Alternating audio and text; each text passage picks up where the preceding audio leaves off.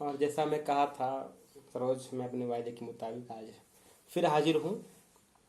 और जिस तरह से तुम सबों ने प्रतिक्रिया दी है, जिस तरह से मुझे प्यार दिया है, ये वाकई काबिल तारीफ़ है। और मैं बहुत ही भाव विभोर हूँ, बहुत ही मैं प्रेरित हूँ। कल मैं एक बात कहना भूल गया था तुमसे कि मेरी कहानियों का संबंध किसी भी जीवित और मृत व्यक्ति से नहीं है। मेरी कहानियाँ क्या हैं, कैसी हैं, कौन है, यह सभी तुम जानने का प्रयास भी मत करना। बस सुनो और समझो और आनंद लो। सरोज, तुम मुझसे कल पूछ रहे थे कि जब मैं पहली बार मिला तो मैंने कौन सा गीत गाया था और मैंने क्या कहा था। तो तुम सोच भी नहीं सकते हो कि मैं कौन सा गीत गाया था। पता है कौन सा?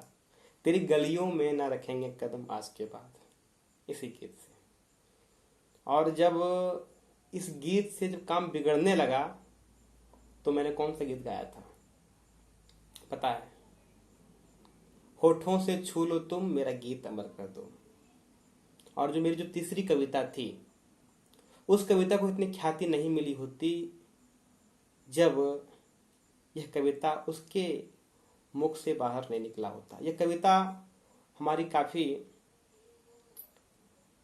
विवादित रही है क्योंकि यह कविता व्यंग्यात्मक कविता है।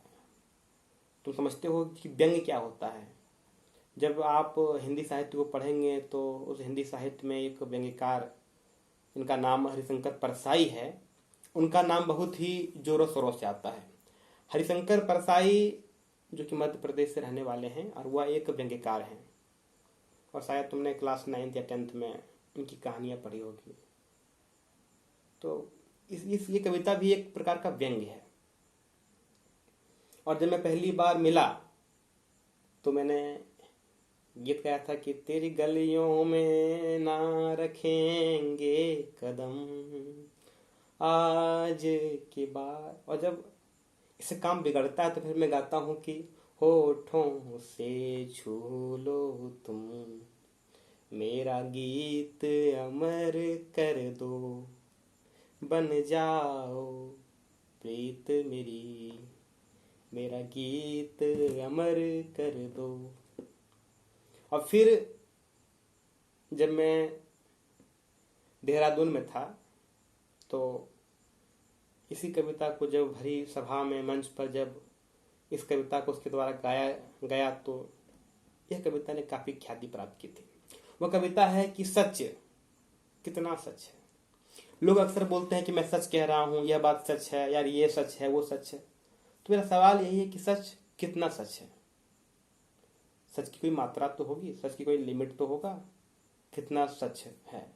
1 ग्राम, 1 किलो, 5 किलो, 1 पसेरी, 1-2 मौन, कितना सच है?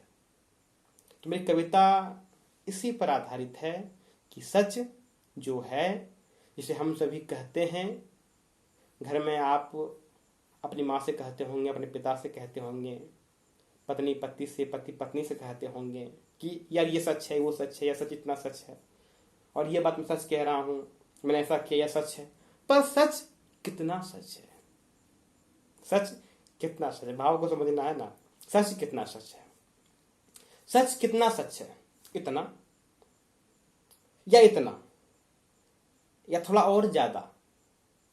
नहीं नहीं, सच उतना भी सच नहीं है जितना तुम समझते हो।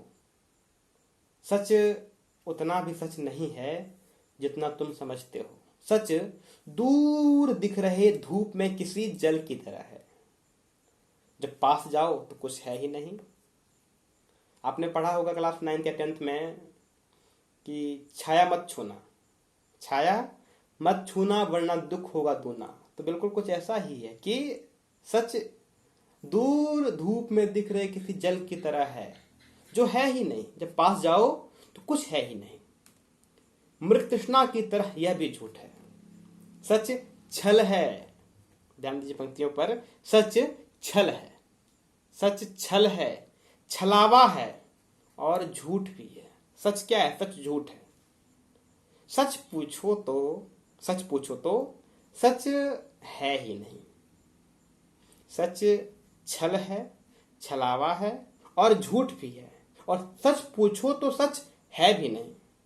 सच कभी था सबरी के बेर में। सबरी ने जो प्रभु श्री राम को अपनी कुटिया में जो उन्होंने बेर वो खिलाई थी, उस बेर में सच था, उस झूठे बेर में भी सच था। सच था कभी विदुर के छिलके में।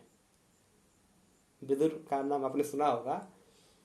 विदुर जो कि भगवान श्री कृष्ण के मित्र हैं और महाभारत के एक प्रमुख पात्र हैं। तो विदुर के छिलके में सच था।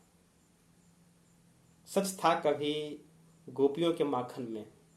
गोपियां जो माखन खिलाती थी श्री कृष्ण को, तो उस माखन में सच था।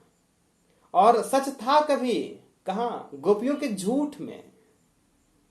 सच था कभी कृष्ण के झूठ में। जब गोपियां पूछती थी श्री कृष्ण से कि आपने माखन खाया, तो कहते थे नहीं, मैंने नहीं खाया। और जब कृष्ण माखन नहीं भी खाते थे तो गोपियां यशोदा से कहने के लिए आती थी कि तुम्हारे लाल ने मेरो माखन खायो। वो झूठ कह रही थी। कृष्ण जिस दिन नहीं भी खाया होता था माखन, गोपियां शिकायत लेकर के उनके घर जाया करती थी। क्यों? श्री कृष्ण को देखने के लिए। गोपियां इस कदर दीवानी थी श्री कृष्ण के कि वह उन्हें बिन देखे उन्हें चैन नहीं आता था, है ना, कि बिन देखूं ना चैन आता है। तो वही तो जब गोपियां झूठ बोलती थी तो झूठ में सच था। सच था कभी गोपियों के झूठ में, जिसे हम और तुम कभी देख नहीं सकते थे। धन्यवाद। आज की कविता